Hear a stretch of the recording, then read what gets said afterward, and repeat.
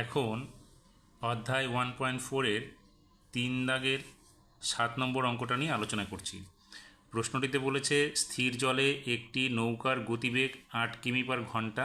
নৌকাটি 5 ঘন্টায় স্রোতের অনুকূলে 15 কিমি এবং স্রোতের প্রতিকূলে 22 কিমি গেলে স্রোতের বেগ কত ছিল হিসাব করে লিখি। তাহলে আমাদের এখানে কি করতে হবে, আমাদের যেহেতু স্রোতের বেগটা চাইছে আমরা স্রোতের বেগটাকে ধরে নিব।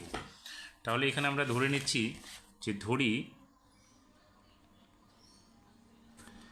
স্রোতের বেগ সমান ছিল এক্স কিমি পার ঘন্টা। এখানে কি বলা আছে, স্থির জলে নৌকার বেগ কত, এখানে 8 কিমি পার ঘন্টা। তাহলে আমরা এখানে লিখে নিই স্থির জলে নৌকার বেগ সমান ছিল 8 কিমি পার ঘন্টা। তাহলে আমাদের স্রোতের অনুকূলে নৌকার বেগ কত এবং প্রতিকূলে নৌকার বেগ কত সেটা বের করতে হবে। তাহলে আমরা লিখব অতএব স্রোতের অনুকূলে নৌকার বেগ সমান চিহ্ন কী হবে, অনুকূল মানে হচ্ছে স্রোত যেদিকে যায় সেদিকে, অর্থাৎ স্রোতের বেগ প্লাস নৌকার বেগ। তাহলে এখানে হবে 8 প্লাস এক্স কিমি পার ঘন্টা এবং স্রোতের প্রতিকূলে নৌকার বেগ কত হবে 8 মাইনাস এক্স, কারণ হচ্ছে যেদিক থেকে স্রোতটা যায় তার উল্টো দিকে আসতে হবে নৌকাটা। তাহলে এখানে বাধা দিবে আমাদের স্রোতের বেগটা, বাধা দিবে নৌকার গতিবেগকে, তাহলে কমে যাবে নৌকার গতিবেগটা, সেই জন্য আমরা লিখবো 8 মাইনাস এক্স কিমি পার ঘন্টা। এখন প্রশ্নে কি বলেছে, 5 ঘন্টায় যাচ্ছে স্রোতের অনুকূলে 15 কিমি এবং স্রোতের প্রতিকূলে 22 কিমি। তাহলে আমাদের এই 15 কিমি অনুকূলে যেতে কত সময় লাগবে এবং 22 কিমি প্রতিকূলে যেতে কত সময় লাগবে, সেই মোট সময়টা হচ্ছে আমাদের 5 ঘন্টা সমান হবে। তাহলে আমরা এখানে লিখব প্রশ্নানুসারে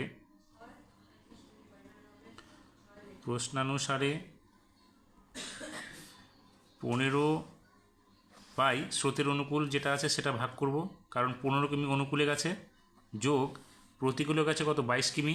তাহলে আমরা লিখব 22 বাই 8 মাইনাস এক্স, কারণ প্রতিকূলের গতিবেগ হচ্ছে 8 মাইনাস এক্স, অর্থাৎ এখানে অনুকূলে 15 কিমি যেতে যত সময়, প্রতিকূলে যেতে যত সময় লাগবে, তার মোট সময়টা হচ্ছে আমাদের 5। তাহলে সমীকরণটা হয়ে গেল। এখন এটা আমরা সমাধান করছি। তাহলে বা এখানে লসাগু কী হবে, 8 plus x into 8 minus x, উপরে কী হবে দেখো 8 প্লাস এক্স চলে গেলে এখানে 8 মাইনাস এক্স থাকবে, অর্থাৎ 15 ইন্টু 8 মাইনাস এক্স প্লাস এখানে 8 মাইনাস এক্স চলে গেলে 8 প্লাস এক্স থাকবে, তাহলে এখানে 22 into 8 plus x equals to 5। বা এখানে দেখো এ প্লাস বি ইন্টু এ মাইনাস বি আকারে আছে, তাহলে এখানে কত হবে 8 স্কোয়ার মাইনাস এক্সের স্কোয়ার, এইখানে গুণ করলে কত হবে 8 15, এখানে হবে 5 8 40 শূন্য, হাতে থাকলো 4, 8 1 8 4 12 মাইনাস 15 এক্স প্লাস এটা গুণ করো 8 দুগুণে 16, 8 দুগুণে 16 আর 17, অর্থাৎ 176 প্লাস এখানে 22 এক্স সমান চিহ্ন কী হবে 5।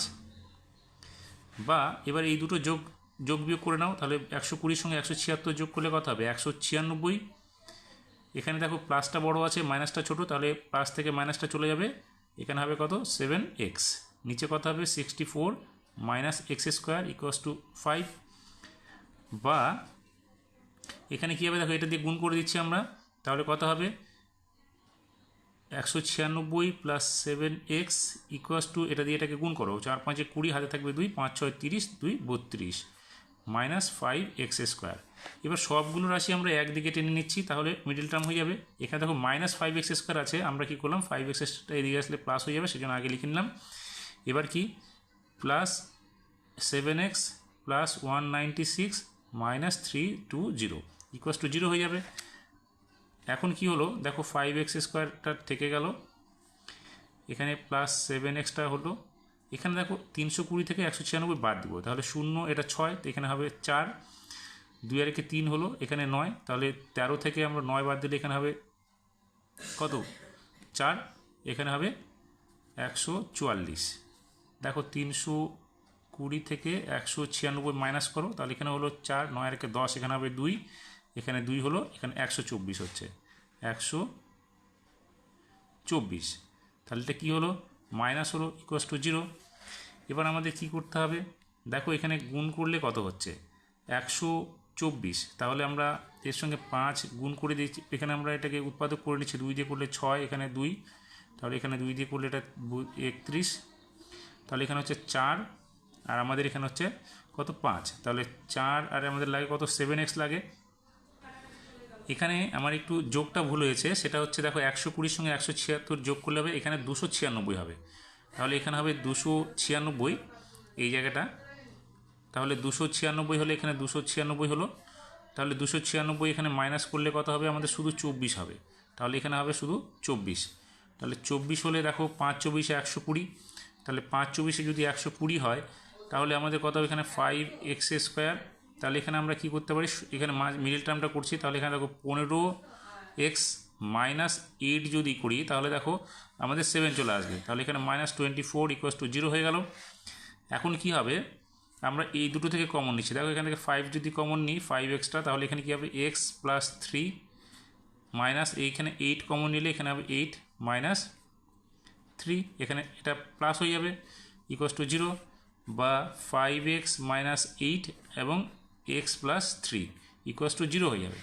দেখো দুটো রাশি গুণ আকারে 0 আছে, গুণফল = 0, তাহলে আমরা লিখতে পারি সুতরাং 5x - 8 = 0 অথবা x + 3 = 0।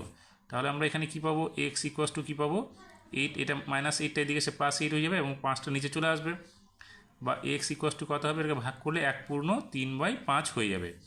আর এখানে কি হবে দেখো x = -3, যেহেতু স্রোতের বেগ আমাদের এখানে দুটো আসছে, একটা পজিটিভ একটা নেগেটিভে, আমরা লিখব